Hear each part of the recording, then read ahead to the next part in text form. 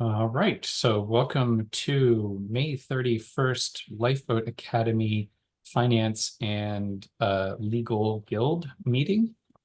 As is our general process, we start with a quick grounding and check-in, and by grounding we mean literally grounding,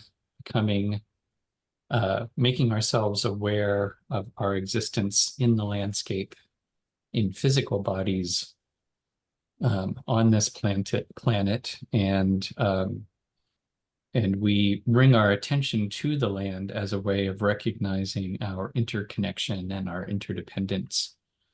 And in doing so, many things happen. One is that we realize that the goal ultimately is to be in right relations with ourselves, with our neighbors, and with our more than human relations. And in doing that, we also are acknowledging the deep debt of gratitude that we have to Indigenous peoples who have held this knowledge for a long time, for a time immemorial, and who are, as it were, a sort of a well and a reservoir of this wisdom, that when we need it desperately as a number as a global culture that has sort of become disembodied and disconnected, from ourselves and our bodies and each other. And so I'm just going to invite everyone to just take a deep breath in, feel the energy of the air entering your body. On the exhale, just let any stress or tension, any heaviness just melt away, drip off. Take another deep breath in, and this time, as you exhale, feel the weight of your body on the seat beneath you, and feel that seat supported through the structure of the building and ultimately from the land itself. Take a moment in your mind's eye to see yourself in the landscape. Remind yourself of your connections to your neighbors, to your land, to the ebb and flow of breath coming in and breath going out, food coming in and food going out.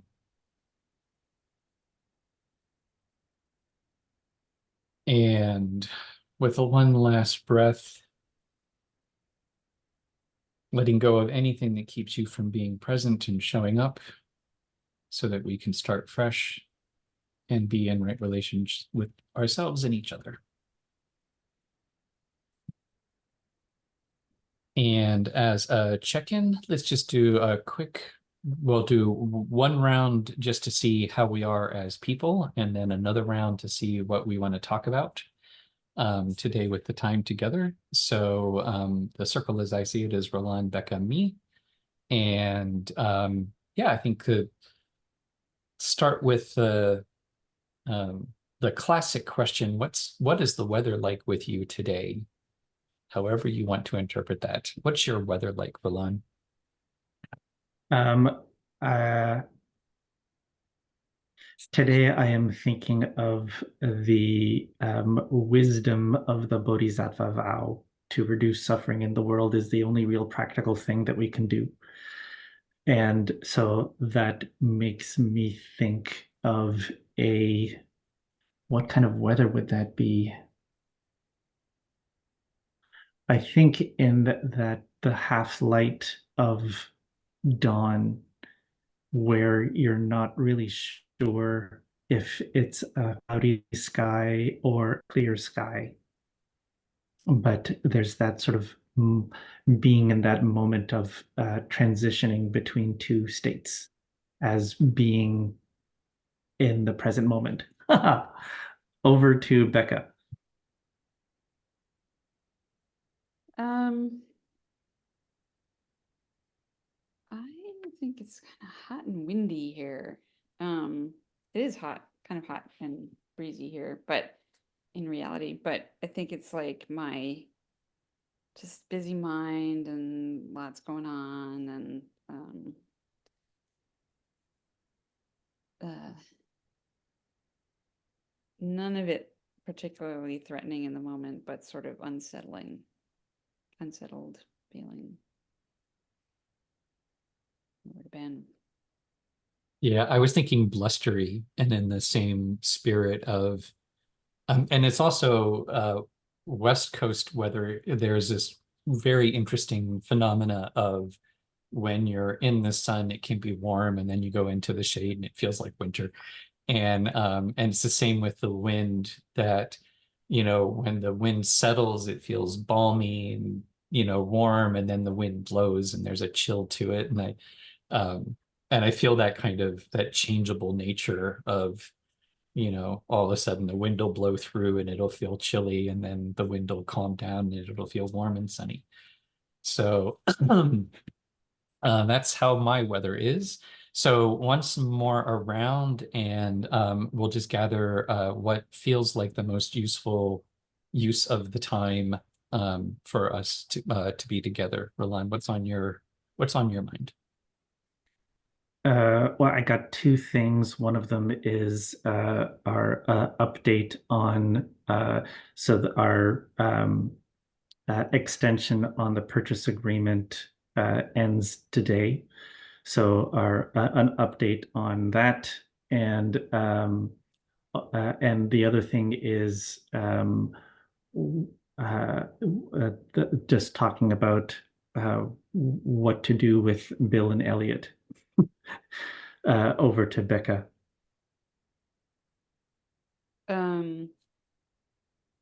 Yeah. Uh,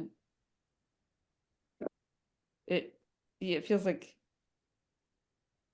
frustrated. I'm frustrated that they're not, now that we're ready, they're not showing up, and a little bit like, should we even try to meet? But I could see having more maybe in-depth conversation about the question of nonprofit versus for profit. Like maybe there's an opportunity here to make space for a deeper dive about something that we don't normally have time for, and that might be a good one. Mhm. Ben.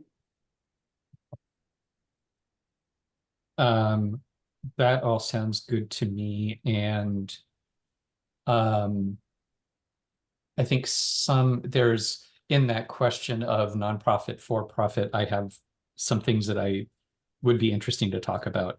Um, and so I think that gets covered there. The other thing that I want to do is also talk about Jan Steinman and Jan and Brad Smith as sort of in particular. I'm also wondering if we want to invite Jan to our next meeting, for example. And so anyhow, updates on those guys. All right. So Also just add any update you have about Joey would be good.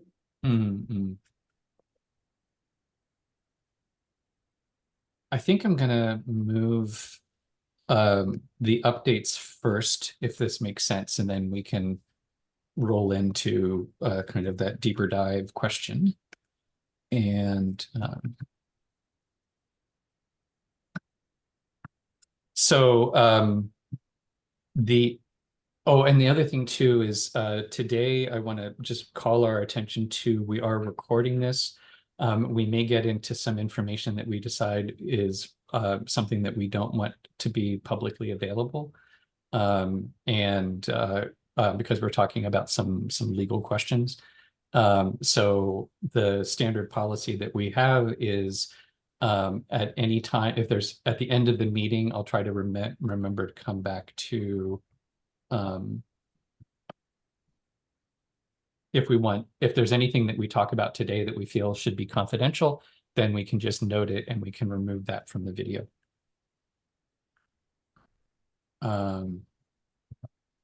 Cool. All right. So the Steph has decided not to extend the purchase agreement. And she does have another offer that she is entertaining, and that's part of the reason why it's not a new offer. It's actually an offer that has been on the table for quite a while, but they didn't want to proceed until they didn't want to proceed while there was a purchase agreement. We've been in touch with Steph around this. And so the situation is the Well, and situation. actually, I would even say she came back to us with more information, because we got the news from our realtors, and then okay, and then we sent a message to Steph essentially saying thank you for going so far with us, and we understand there's no hard feelings, and then she wrote back with more information about And yeah, which is still partial. yeah, exactly. And it's still partial information. She has expressed a desire to stay involved.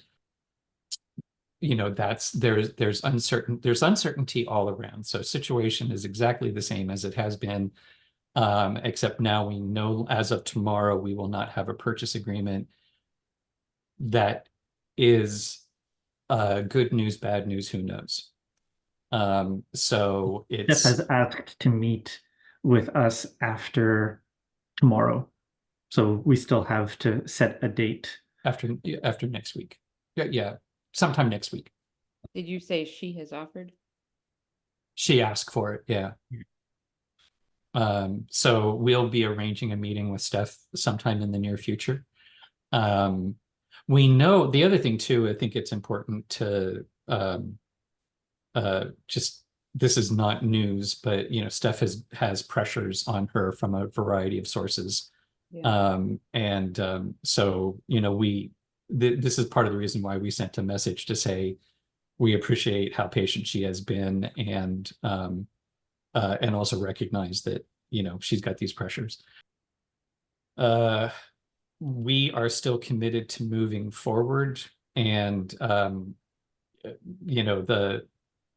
realtors also encouraged us to move forward on establishing the legal entity. No matter what, it would put us in a better position to move forward. And actually, I think I'm going to jump into the update with around Jan Steinman. We had because this is also relevant, we had a great meeting with Jan. I can't remember how much I've shared already, so hopefully this isn't too repetitive, but Jan was the force behind, or one of the forces behind, Eco Reality on Salt Spring. They were doing something very, very similar. One of the things that he has offered is their legal framework. They were established as a co-op with $1 shares, and they had two classes of share, I think 2 or 3 classes of shares. They were registered as an agricultural nonprofit. So you can be an agricultural nonprofit, you can't be an agricultural charity. So that's kind of the distinction when Heather is talking about the problems that Foodlands has had with CRA. It's about getting charitable status so that they can hold land in trust, that they can offer tax receipts for land that would be held. But you can be an agricultural nonprofit. So he has direct experience with having set up a co-op for doing something very similar to what we're doing, and has basically said, he's shared already his bylaws with us, so we could use them as a base. And he has direct experience. They the project, they closed down the project because of health reasons, but there was already basically some issues that were happening with previous investors who wanted to cash out. And so he also has some experience about how to establish that part of it, how the shares get bought or sold. And anyhow, that's the reason why I thought it might be really interesting to invite him to our next meeting, just so we can talk to him about what's his experience and what he would do, if he had it all to do again. And I do think that that's also one option where it's kind of going, and I think the same with Brad Smith. I know they're talking about legal structure, and I think they're doing a fairly generic version of a legal structure. And so I think in part of that question of the nonprofit for profit, there's also how how cutting edge do we want to be with our legal structure? That, you know, how is it worth it to do and to do anything revolutionary in the legal structure? So that's, I guess, Roland, do you have anything you want to add? And then we can go over to Becca to see if there's any questions. Well, and I like to share things. And have we shared the links that Jan shared with us about the work that they did with Eco Reality?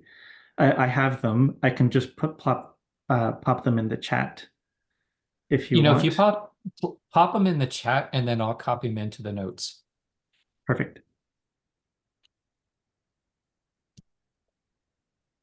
So But that's really all I wanted to add was that this could be like interesting things to consult as part of our discussions.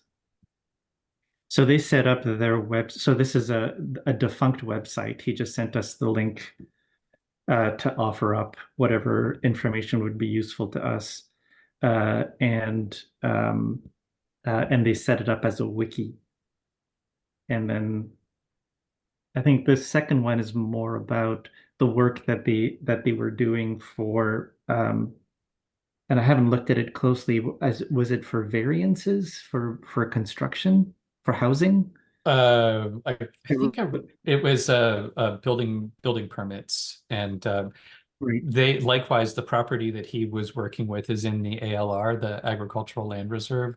So any construction has to goes through multiple layers of review. So yeah. How are you guys doing with stuffs like emotionally with all of this? Like that's a big I highly Yeah. recommend Pema Children, and Ben is currently a fanboy for Alan Watts, Oh, and totally. Yeah. we have and really I think that I am going to also give a lot of credit to the morning circles that we do, which is a meditation and ITFL, the Indigenous Tools for Living visualization, and then just going over our agreements. It is I I was freaking out and not at the same time. I am having this experience of this is just how I'm feeling right now, and being able to, like, probably for the first time ever, really just being able to sit with it.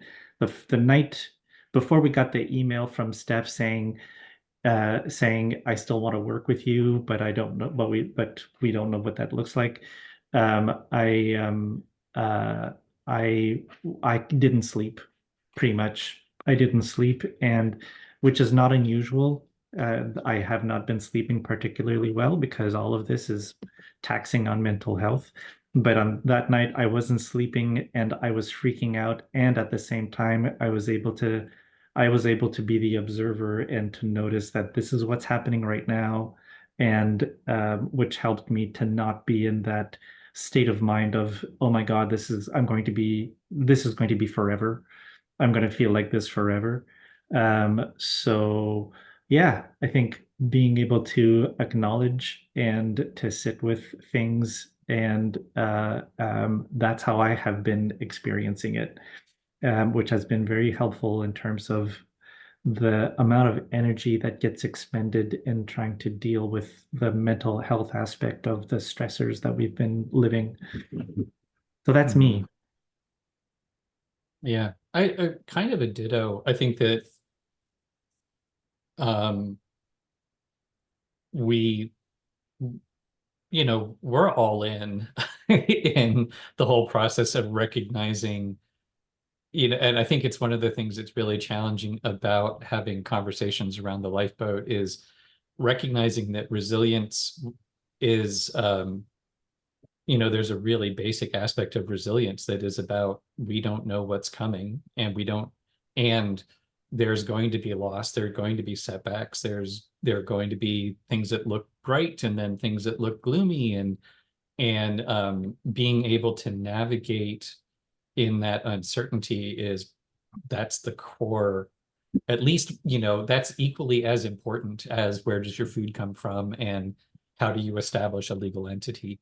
And we've been taking that seriously for a long time, and likewise everything on the path is, the obstacle is the path, right? And I think we've had lots of opportunities at being on the path, and we're developing some skills. And so there's a part of this that feels like,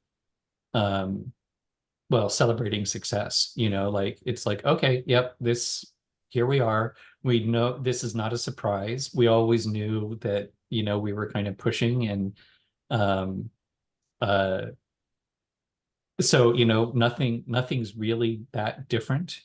Um and we still don't know. So which is not to say, and it's like Roland is saying, I think that's, we're not pushing things away. When the feelings come up, then there's like, oh yeah, there it is. And so yeah, I feel, and who knows um how much is just denial, or it's sort of like, actually, I don't think that it really does feel differently this time. Like I've gone through previous upsets where it was like there was the sort of the shock and the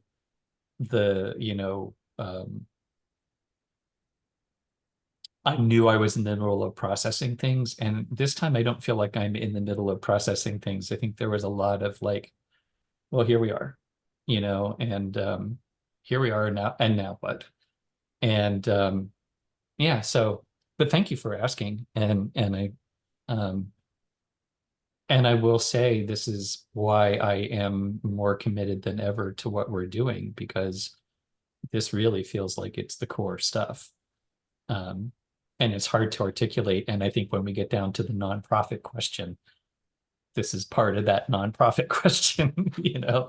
So, oh, and then I'll say an update on Joey is actually really straightforward. There's no update on Joey. We've tried to tag team. Steph has tried to contact him several times. We've tried to contact him as well. So right now he's AWOL, and we'll see. We haven't had, to be fair, we haven't had time with him since the disruption in January was due to a death in the family. We still don't know who the death was, how close it was, or how it's been affecting him, or if it just has to do with he's also a very busy, he's a jet setter, and is often going from here to there, and involved in all of these different projects. So I don't really know that the radio silence. I have no idea where it's coming from. When he does check in with us, he indicates continued interest, and again, we don't know. Yeah. So anything you want to add on that, Roland, or?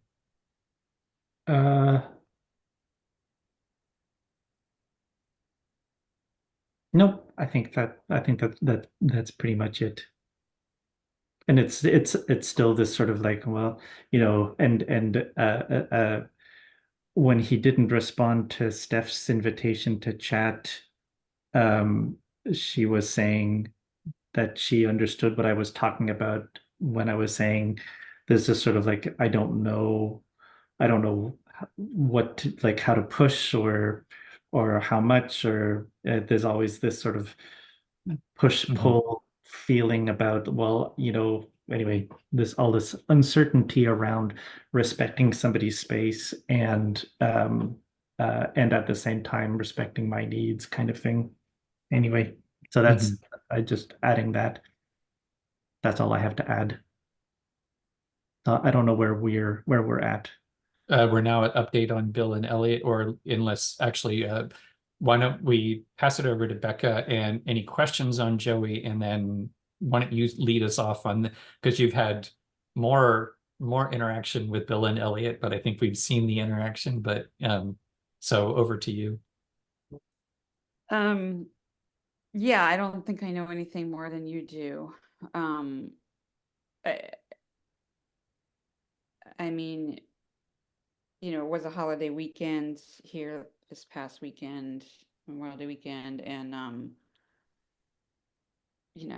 it's this time of year when school's ending. I can imagine that Bill's busy.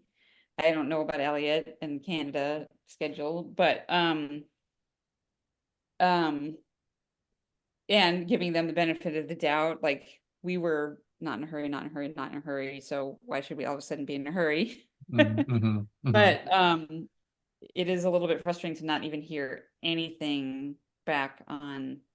I suppose I should double check that I'm not missing something, but because my email can be funky sometimes, but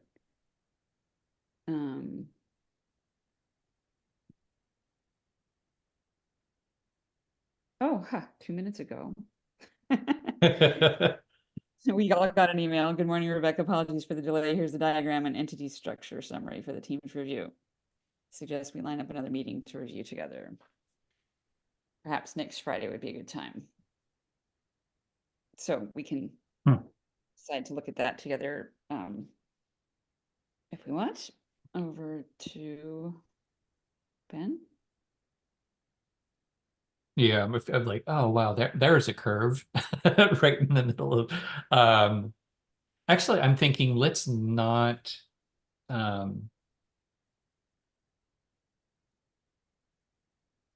yeah, let's move on to the nonprofit for-profit question. And so let me just scheme. I mean, you should have access to this also through your email. So if that's an easier way to, but I'm just going to skim down it for a minute.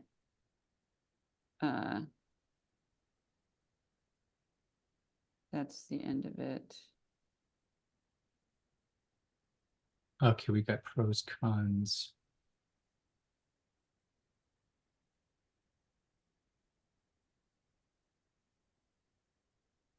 So it looks like there's a holding company and an operating company. I feel like I thought maybe it was really schematic and we could take it in pretty quickly, but there's a lot of words here. So I'm thinking, why don't we put this on our next meeting agenda? We can all take a look at it. And maybe even just do some email back and forth internally around, what are you noticing? Yeah. Well, and this is also where I think it would be super helpful to have Heather's eyes on it, because I think that there's a lot of similarity with what the type of thing that she sets up and lives in, and so doing it, I think doing it by email would be useful also. Cool. Is there anything that we could talk about right now in relation to it, or? Well, we can talk about whether we want to plan a meeting with them next Friday or invite them to our next meeting, or whether we feel like we need to can and should talk through it first, or read through it and talk through it first.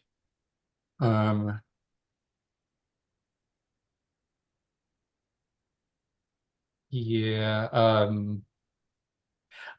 I feel like I don't have enough information even to answer that question yet. So I kind of feel like it's just going to take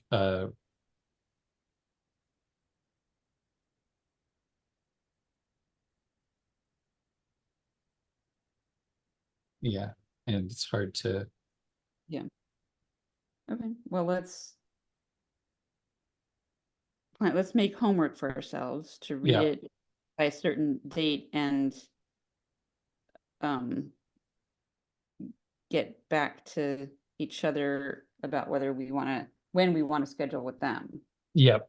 Yeah. And I think that we can do in terms of the homework, because we have this task in Asana already, the guild review of second round of legal comments. That's what this is.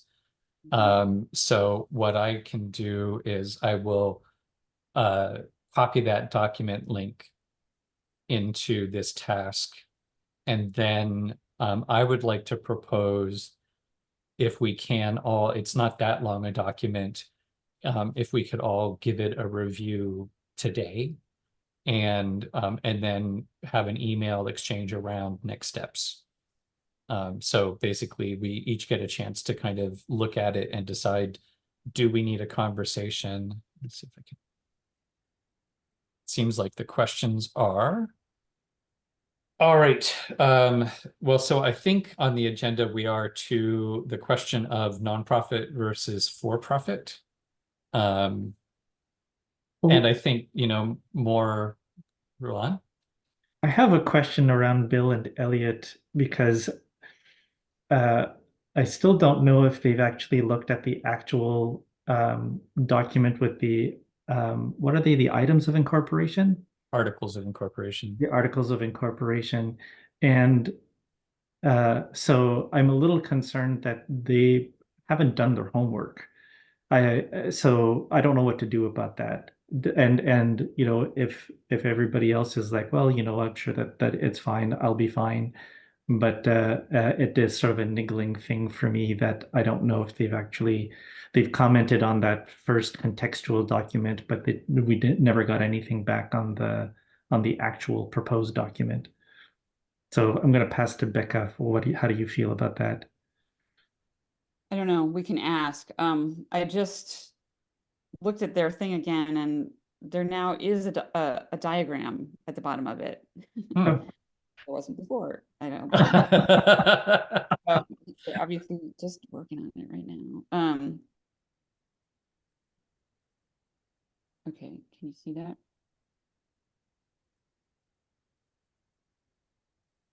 Hmm.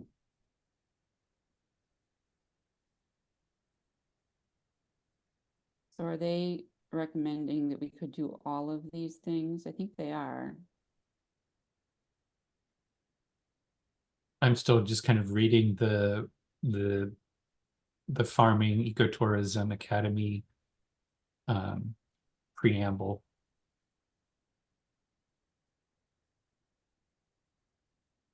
On page 1 or 2. On page 1, yeah. Did you get a chance to look at the oh, it was one of the links that you shared in the last meeting, Becca, that actually had this it had a sort of a similar diagram. I can't remember which one it was. I think it may be it was the Oregon Stewardship, whatever they call it, Stewardship Trust. Yeah, no, I don't think I didn't look enough to find a diagram. Okay. Let's see if I can find it. I just found it by Googling it, I think. Yeah, there's one it's the same author. And one of them is like a PowerPoint. That was the oh shoot, I can't find it quickly. Gary? Yeah. Yes, Susan Gary, and there's one that's a paper, and then there's one that's actually like a PDF PowerPoint. So the thing that was interesting about the stewardship trust, one is that it allows a business to be held in perpetuity. So it could conceivably get around you can't permanently own land. And it also is a sort of a transition mechanism.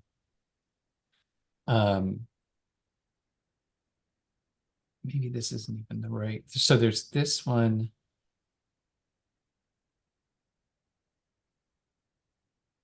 There's also, oh yeah, here. So you have the company and you have the trust, and basically the trust has the ability to purchase back the shares of the business into the trust. So the idea is that the trust doesn't have to start off as the 100% holder of the shares, but eventually becomes the only shareholder in the company. So it transfers the sketchy understanding that I have of it was that it creates a sort of a transition mechanism where you can have the trust buying, you can have either loans or investment shares, and those, oh, and there's Heather. And those investment shares can then get purchased and transferred to the trust. So Cool. anyhow, it's a sim, and then this is the diagram that seemed similar to what they were talking about. You know, you've got these different boards of directors and etc. So, hi Heather, are you there? Yeah, I'm here. I'm just so sorry. I just looked at my emails and just saw that there was a meeting today. And I went online to see what was going on online, but and it seems like everything from Asana is in my spam. Oh, So I don't, but you wouldn't send out an invite through that, so I don't know what's going on. So anyway, I have to be a little So bit more vigilant than this. the invitations that I've sent you for the meetings are for a repeat. So it's for a standard meeting. So I just got that, like you got it this morning. I got this morning, but I didn't look at my emails. But when I clicked on it, I went straight to it. It's not appearing, however, in my calendar. So what I need to do is somehow transfer that over. We don't have to spend time doing that right now, Roland, but I do need to get it in my calendar. I don't know. I'm a little bit of a Luddite when it comes to kind of how these various different systems of alerting me. well, let's see if one Luddite Plan. and two Luddites actually create something that can work with technology. it's sort of like matter and Because when antimatter, people right? You send know. me invites, usually they just appear in my calendar and Yeah. I, whatever. Anyway, Okay. I'm here for the last however 10 minutes of what it looked really good what you were putting up there, though I'm really interested. Well, and that's where I think um, what I'm going to propose is that we go once around and we can all do a quick update to bring Heather up to speed on where we are, which I think will be a good transition into the last thing on our agenda is talking about for-profit, nonprofit, that kind of structure question. Mhm. And what I had on screen was we also just received within the last hour something from Elliot that is a diagram of some pros and cons around corporation, B Corp, co-op, and society or nonprofit, and a diagram that's sort of similar to what you've been working with, Heather, in terms of like the multiple organizations, one that holds the land, one that operates it. Mhm. Um, so um, I think that's, yeah, for me, that's kind of the framing is we were talking about doing a little bit of a deeper dive into for-profit, nonprofit moving co-op moving forward. And also thinking about like how do we want to work with Bill and Elliot, you know, that would be my quick gloss on it. Over to you, Roland. And the circle is Roland, Becca, Heather, and then back to me. So So over to you, Roland. are we updating from the very beginning of the meeting? or just about this? You can do very beginning, but make it quick. Very good. Yes. Right. So at the very beginning of the meeting, we gave the announcement that Steph did not renew our purchase agreement. Which news we got through our realtors, and then sent us a message to say she still wants to be involved, and wants to meet with us in early June to talk about that. So that's a little bit up in the air, but in terms of the real estate agreement, that is now no longer exists. And then we started talking about the importance of continuing to work with figuring out the legal structure for as reasonable next steps. So Can I ask a question for clarification? Mhm. When you say no longer exists, that doesn't mean that she, like, she still wants to be involved, is what you were saying. So Yeah. like real estate people we're finished with her real estate people. Right. Well, not necessarily. We no longer, as of midnight tonight, we will no longer have a purchase agreement. The property is still listed, and Okay. so there's We do still a have to question. move, yes. Yeah, we may have to move. We may be able to buy it still. She wants to sell, like We've known from the beginning she has time pressures. okay. Yeah. So, Yeah. and other pressures. Yeah. Sorry, I broke circle. I was asking for clarification though. It's good, it's good. So I guess back to you, Roland. Over to Becca. Okay. The other updates were no news from Joey. We hadn't heard from Bill and Elliot, but then when we were expressing our frustration, I was like, well, let me double check. And then there was an email from them. And so we've been trying to review it, and we're not clear whether they've actually read and reviewed the longer document that we sent them, the articles of incorporation that incorporate sociocracy, et cetera. So we need to clarify that and decide when we want to meet with them next. And Ben and Roland were pretty clear they want to keep pursuing this question of legal structure, because it will, whatever happens with the land, it'll put them in a better position to put the project in a better position. And I have something else to say, but I want to wait till Ben's back because it's not summary, it's new. I can add something.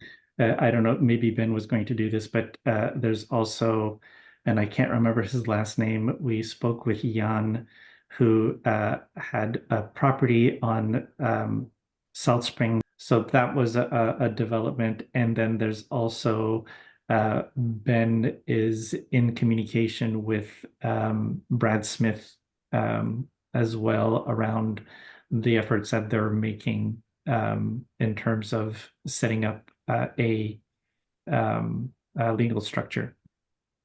So I will pass over to Ben, and then where is Heather in the? Yeah, I think. So it's Roland, Becca, Heather, me. Okay. And Becca spoke, and then I mentioned Jan, and so it's kind of back to you for your update to Heather, and then we can go back. So over to you, Ben. Okay. You did the I think I did my update. Yeah. Okay. So yeah, I started the update part. Okay. It's probably me because I'm the only one that hasn't spoken yet. Yeah. Well, yeah, any questions? Yeah, there's lots of questions, but I don't want to take up the time right now. I just feel I've been just to say that I've been kind of disconnected and I've been really, really focused on getting a grant final report out for the farm, and today is the deadline for that. So that's been on my mind. It's like herding cats, all these volunteers that have to get the reports in on time. Yeah.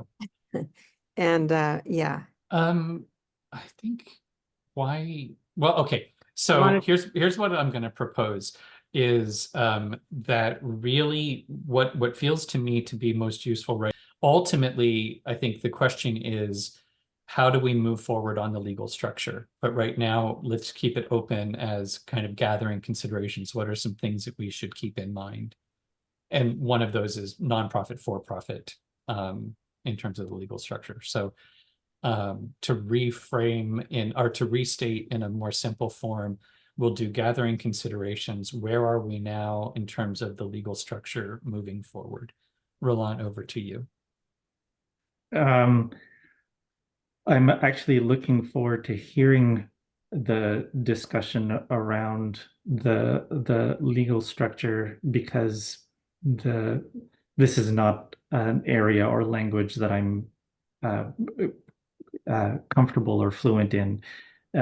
So I am wondering about the way that Bill and Elliot have set up in their diagram the discussion around for-profit, nonprofit, cooperative, and corporate structure. So all of that, I'm not entirely clear on how they've categorized things, and so I think that that'll become more clear for me, because I sense that it's clear for you guys. So over to Becca. Yeah, I don't think I completely understand their diagram, but I am intrigued by the idea, by increasing clarity on the idea that they mentioned to us, which is, what if we had multiple entities of, for-profit that could do the things we need a for-profit for, and a nonprofit society that can do the things that are appropriate for that are associated in this diagram, which you may not have seen yet, Heather, but sort of starts to lay out how they could be related, that the holding company owns the land and interacts directly with investors, and then owns the operating companies, and one of those could be an educational society that's a nonprofit, that's the academy. And although it's complex and will cost more legal time to set up and more accounting time to maintain, it might be what this project needs. And I also want to say that if Trump gets reelected, it's going to renew my and a whole bunch of other people's interest in, buying our way into Canada if we can. And so I've started again looking at, like, can I, how much do I need to invest in a business in Canada in order to get in British Columbia, in order to get, like, just to say, like, that's, yeah, another level of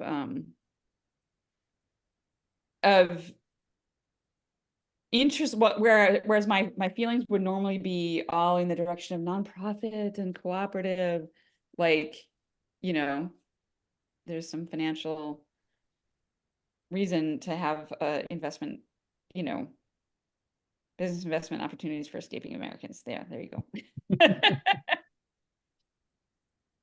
And who's next?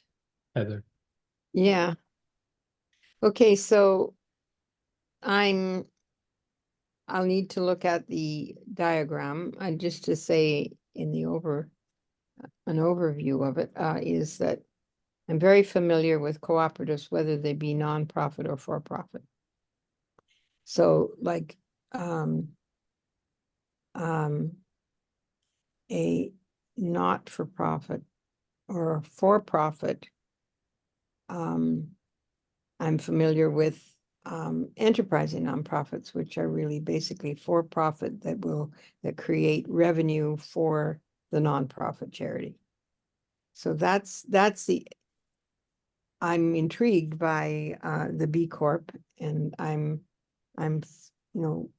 leaning towards that, Ben, because you promoted it pretty strongly in terms of it still being able to assure that the land is not treated as a commodity, that we make our decisions based on sociocracy.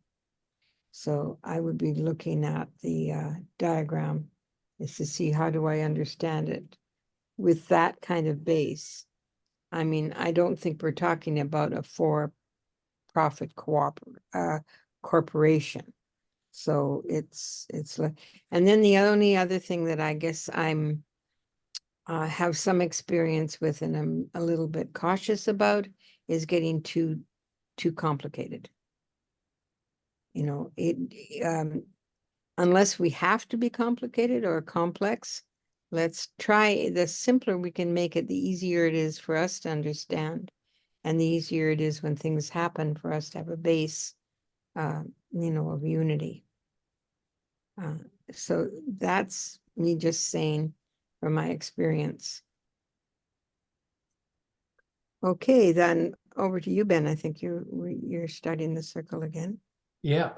I'll tell you where I'm going to give myself permission to ramble a little bit, but I think I am coming down on the side actually of a community services co-op. I think that the B Corp, well, and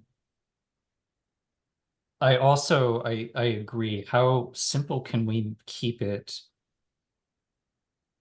How simple can we keep it? Because part of the challenge has always been, how do we explain it to other people? And the more complicated it is, the more challenging it can be. Which is not to say that having the sort of split entities, the holding company and the operating company and everything. I've always appreciated Heather's model that way, that there are these distinct and nested, it's fractal, it's basically just having an internal structure that captures that nature. But I don't think that needs to be legally incorporated. I think it can be done using sociocracy, that having that division of, that decision-making clarity about who's responsible at what level of the circle. So I don't think that needs to be necessarily encoded into the legal structure.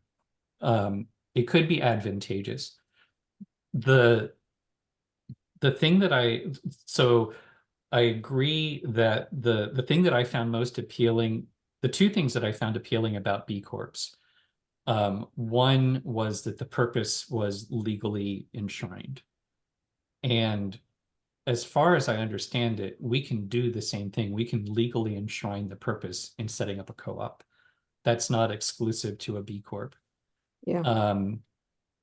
It also, the other thing about the B Corp that I thought was appealing was that it would be easier to attract investors because of the language of investment. Like you're owning shares in a company, and like any company, you're looking at the bottom line, but the core of the bottom line is the social purpose. I think I'm coming to believe that is not being led down the garden path.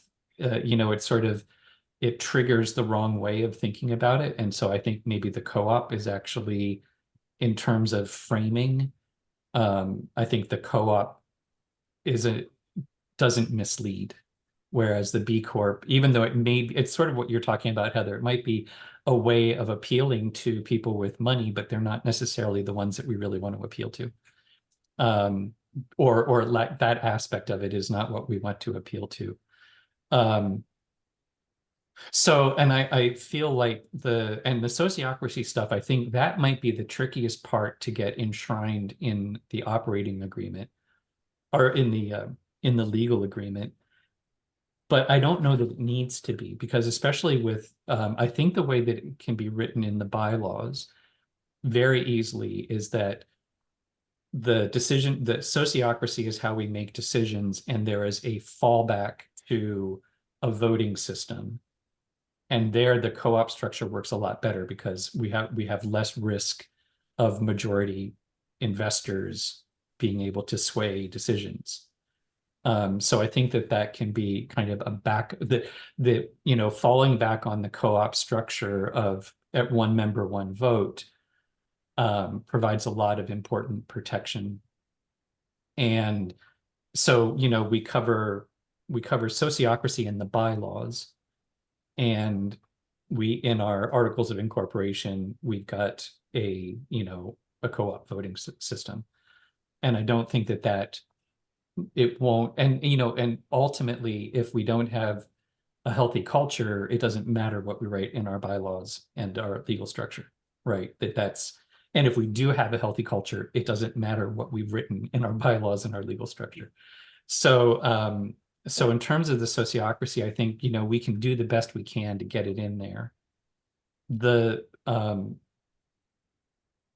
last thing that I think I want to say is in my mind, it is becoming clearer and clearer that the thing that we are really, I believe that the biggest value in what we're talking about is actually as a, I guess the expression would be as a movement multiplier.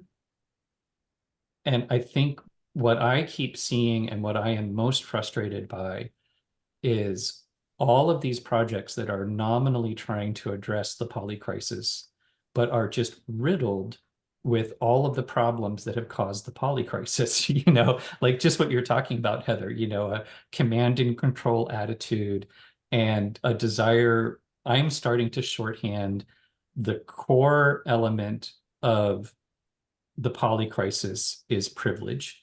The fact that the rules work one way for some people and a different way for other people. That's the main problem. And I can't remember where I read it, but recently I read the hallmark of societal collapse is privilege defending itself against need. And that's, that's what the news is every day, is there are desperate steps that need to be taken to ensure all of our protection. And there are some people who are unwilling to give up an ounce of their privilege to let that happen. And what we are talking about is actually addressing how do you get privilege out of the solutions that are, how do we go down to the root cause of the poly crisis? And I think that we're trying to model ways in which the phrase that I'm playing with right now is encouraging people to cash in their privilege for connection. And it's a good deal to trade in your privilege for connection. And it's a hard sell, but a good deal. But the reason why the reason why I think that how I think that fits into the legal structure is I think we need investors who understand that they are converting privilege into connection. That they are investing actually in the new economy, the new whatever, this is a conversion, this is a transition economics mechanism. And so I think that, moving away from anything having to do B Corp, moving towards co-op. And I think a community services co-op does pretty much what we need it to do. And then I don't know, details to be followed or, whatever. But that's my ramble. So over to you, Roland. So I think what I'm understanding is that a nested fractal organization makes sense, that we're looking for a simple legal structure and simple bylaws, but that the key to that is that it is how to insert sociocracy principles into those so that we're not just reproducing the um, the the systems that are currently screwing everything up. So that's what I'm getting from this round, or at least that's what, on the face of it, that's what makes sense to me. So over to Becca.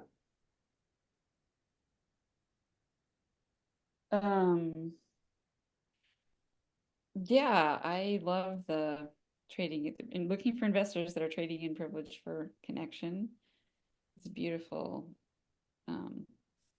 motto or whatever, a statement. And I'm very aware that the thing I said a few minutes ago about,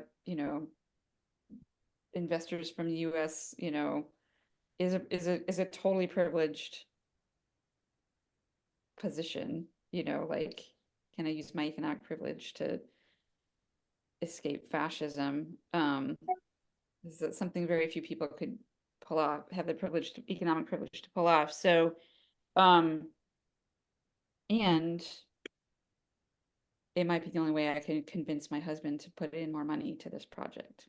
So there you have it. Fear speaks. And you all, or we as Lifeboat, might be in a position to have to decide whether we want to take that kind of money or not, because it might not fit the very wonderful values that we're striving for, orienting towards. And there might be any number of other kinds of investors that also don't quite align, and so how what's the word? How to balance principle with pragmatism in those kinds of things.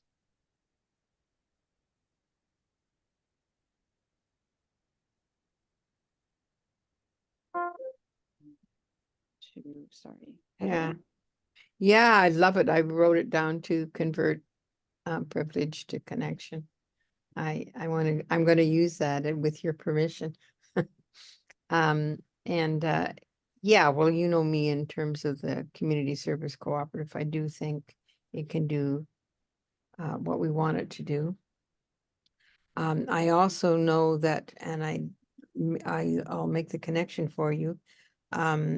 The Blueberry Commons Cooperative, if you don't know that group up in Powell River, they are a community service cooperative that has incorporated sociocracy into their constitution and structure. And so I have just connected with them, and I want to go up and visit. And I know them. I may have said this already, because Ron Burzon, who is one of the core leaders of the founder leader, like you are and Roland is, Ben. His wife Laura was a lawyer who actually transferred Low Brunner over from TLC, the Land Conservancy, to Farm Folk City Folk, and then worked with us on our constitution for Low Brunner Farm. So I think that there's lots of perspectives there that we might kind of tap into and just at least have a conversation with them. Yeah, I think that's all for this round.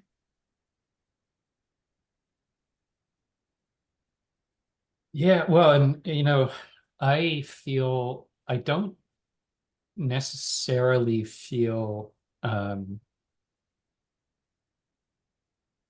there is a conflict. There's that, my kind of understanding of sociocracy and facilitation are similar in that you get people to agree to things that on the surface are easy to agree to, and then the trick is you hold them to it. And I think that there's a way of setting up, basically saying we are set up where the culture is, there is no privilege, you know, that we, and that's part of the thing of sociocracy. Everyone is sort of accorded, whether you're new or old, if you know, if you're affected by a decision, you get to shape the decision, and we all live by the same agreements. So it's kind of people might push, well, and of course we all of us have lots of privilege, right? And in different forms. And part of the nature of privilege is you don't even notice privilege. Privilege is just how it is, right? Until someone questions your privilege. And then how you respond to someone challenging your privilege is the key. You know, do you double down on the privilege, or do you open up and address it? So I've also been thinking a lot about restorative justice principles in, you know, how we move forward. But I think that's actually making people have the privilege they have. And the reality is the only way that you can gain connection is to trade in your privilege, your sense of privilege. But that doesn't mean, for example, that if you have access to greater economic, you know, means, that's not the issue. It's the attachment to, or the idea that because of that you deserve special whatever. That's the problem. So, you know, and I think that rather than, no one should feel guilty about the fact that they have privilege, because most of us were just handed privilege, you know, like it's not about whether you have it, it's about what you do with it. And so actually thinking, well, yes, I have privilege. I've got privilege as a white guy, which allows me to say things out loud in meetings that people will listen to that they wouldn't otherwise. So I can use that privilege, you know, not to hold on to it. I can use that privilege to benefit other people. And so there's nothing here about like, it isn't that we only want to look for people that don't have privilege, or, you know, that are, you know, signed over all their privilege. I think, you know, it's also this recognition we all have privilege. And I think that's actually one of my frustrations is I talk to a lot of people who don't think they have privilege because they're not the 0.1%. And it's like, well, yeah, but you're still, you know, globally the 10% or the 1%, you know, like everyone that we associate with has some high degree of privilege. So, you know, it's like, it's not privilege is not a bad thing. I mean, it's the source of all of our problems, but, you know, I mean, it's not, it's basically, it's something that we are all healing from. I think it's one of the wounds of colonization. And I think it's also helping people to understand how privilege is pernicious. You know, the problem isn't that you have privilege and other people don't. It isn't. We suffer from our own privilege, right? You know, like a lot of the insecurity that we have is because of fear that our privilege is going to, you know, be questioned or whatever. Anyhow, I think that's all by way of saying, we don't need saints. We don't need altruistic people. I want people to be self-interested and recognize how it is in their own best interest to trade in privilege for connection. Like, you get connection in a way that you wouldn't otherwise get it. And that's really valuable. It's a sneaky thing because having, you know, been in the process of trading in my privilege for a while now, the connection is not always warm and fuzzy.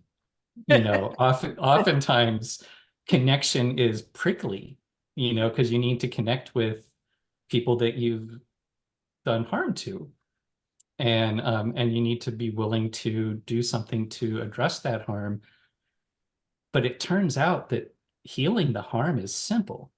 You know, it's actually healing the harm is not the hard work. Roland has this phrase, the goal now is to learn to unlearn to relearn. And it is the learning to unlearn that is the tricky part. The relearning part is super simple. Anyhow, that thus endeth my rant, I think. Over to Roland. Well, and this is where the Heartwork Guild, I think, is super useful because it's the having discussions around these types of topics, I think, is really important because it's core to the whole reason why we're doing this. And we get into it in guilds where then that it takes us away from being able to do the work of that particular guild. So it's sort of like, how do we move these conversations around while at the same time allowing them to happen when they happen? And so, because I wanted to address the whole idea of privilege also, and the sense of privilege isn't just economic, it's emotional and it's intellectual. Some of us are more capable in certain ways of being that is more difficult for other people, and that's a form of privilege in itself. So it's not so much privilege in itself, but it's the sense of privilege, which is where I think there's this clinging to a way of being or clinging to certain ideas. And part of the project is, how do we get limber around ideas? How do we get limber about stuff? So having privilege, whether it's economic or intellectual or emotional or spiritual or a combination of them, is actually a responsibility for us to figure out what to do with it. Not to divest ourselves of it, but how do we deal with it? How can we be responsible? And how do we use that as a way of being able to learn to be more nimble around things, be more flowy. And gosh darn it, I'd love to figure out some sort of way of being able to just have space to be able to talk about things like this because they're so important. Anyway, we're working towards that with the Heartwork Guild. So over to Becca. Thank you for all of that. I do need to get going. Can we land the question of when we want to meet, whether and when we want to meet with Bell and Elliot next?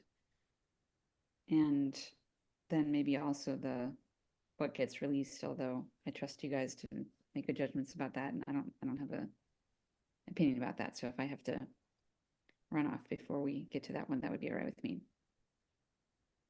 Over to Heather. Yeah, well, and you don't, I don't want you to prolong this meeting because I was so late. And so I'm sensitive to that. I can get caught up. And yeah, I like what Roland said. I was going to say that too. And this is the neat thing about doing the rounds, is that I have to wait until it's my turn. Is that, yeah, I sort of see privilege as a resource, actually. Mm. And if I have privilege and it's a resource, I have responsibility to use it wisely. It doesn't mean that I somehow dissolve myself of guilt by dumping it or giving it away, or by being strong-armed by somebody who blames me for having privilege and then I should somehow give it to them. It's still, I have agency to make a choice on that. And that's a privilege in itself, of course. So I like the way we're talking about this. I think it's really useful. I think I see privileges actually can be seen as very positive. I have something to contribute. And I'd like to talk to you about how I can best contribute that. Anyway, that's my thought. And since I'm the last in the line too as well, maybe we could find a date and I could actually put it in my calendar. Oh my God, yeah, gotta straighten this out. It's like, it's not working for me.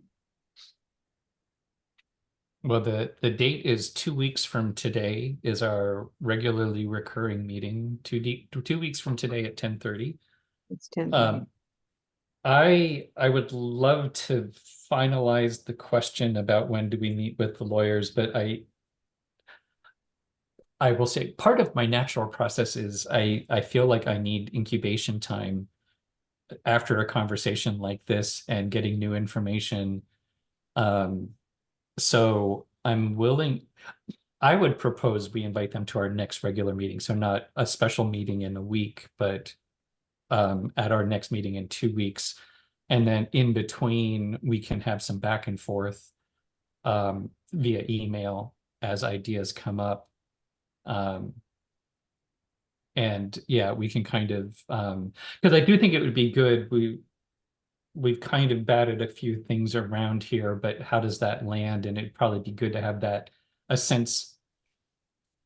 Actually, let me anyhow, that's yeah, my thought is those are my thoughts. I would like some time to kind of let all of these things land, get some sense internally of what we think next steps are, and then, setting the time for the lawyers. So aiming maybe for at the next meeting, if we can, I guess it's a conditional statement. If we think we could get clarity on internally what we think the next best steps are, then let's invite them to the next meeting. And if we can't, then let's, yeah, how do, I guess that's the question, is how do we know whether or not we can land this before the next meeting? So over to you, Roland. We talked before about taking the time to look, and should I forward the diagram that and with the descriptions to Heather? I don't think you received it. No. No, and I have to figure out how I unspam Asana too, because I looked in it and there were these 12, because I never look at my spam. Right. Well, I'll send it to you in an email, so you should Okay. receive it in an email. So we had talked about taking the time to look at that and digest it, and exchange emails to as a form of discussion. And then Becca, you mentioned actually putting a date to that, which I think is a great idea. Or it would be helpful for me to because I have a tendency, there's already so much to do that I have a tendency of I'll get to that and then I get to it during the next meeting. So I would suggest that we actually decide on a date by when we would wrap up the discussion. And then, and I'm going to suggest by next Friday, so that we can then decide if the Friday following that would be a good time to meet with the lawyers. So that's my proposal around that. So over to you, Becca. Yeah, I can commit to reviewing it and having back and forth between now and next Friday. And then, but I think we should reply to the email saying, thanks, we got it. We aren't going to want to meet next Friday, but possibly the Friday after, we'll get back to you to let you know. Okay. I can send that email to Heather. Yeah, I'm just putting, sorry, distracting myself by making sure that I've got the Lifeboat Academy in my, even though don't have the link and everything. Anyway, I'll deal with that later. Yeah, that's good. I think we'd have to determine in between the meetings somehow whether or not we're ready, right? And so whether or not you do an email around that, or it's maybe with you, Ben and Roland, are the primary people that would probably determine whether you're ready, right? And so if you can let us know, it doesn't change the scheduling. It means we're prepared to meet with the lawyer. Mhm.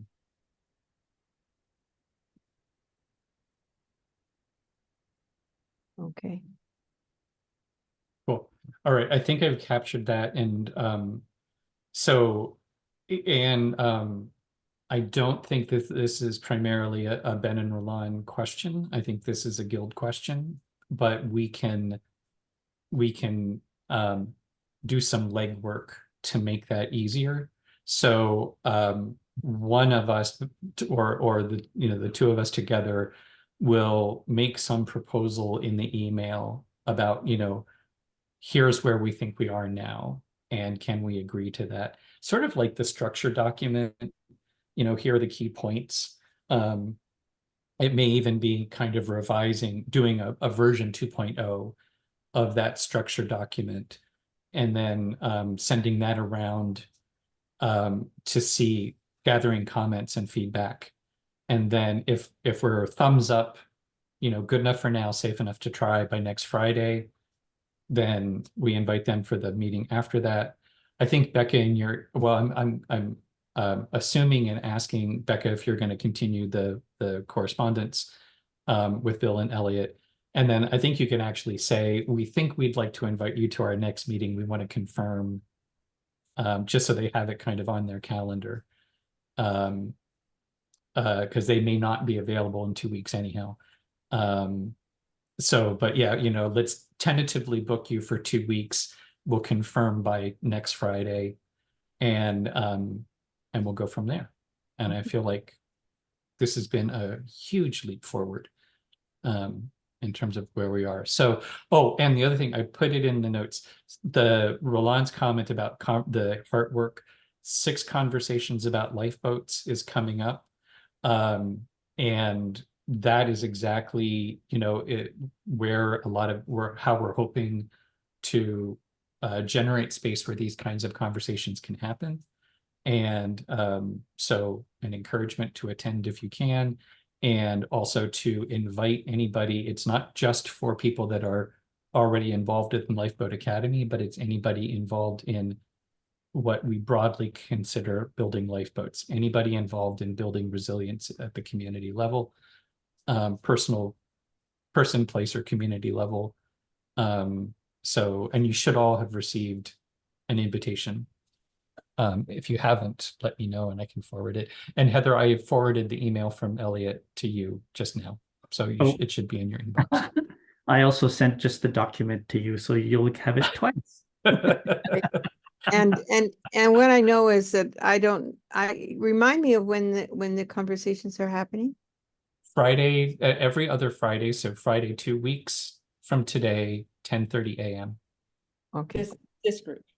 This group. Is that- You mean No, the 6 this group. conversations? The 6 conversations are Tuesdays at 5 o'clock Pacific, weekly, starting on the June 11th.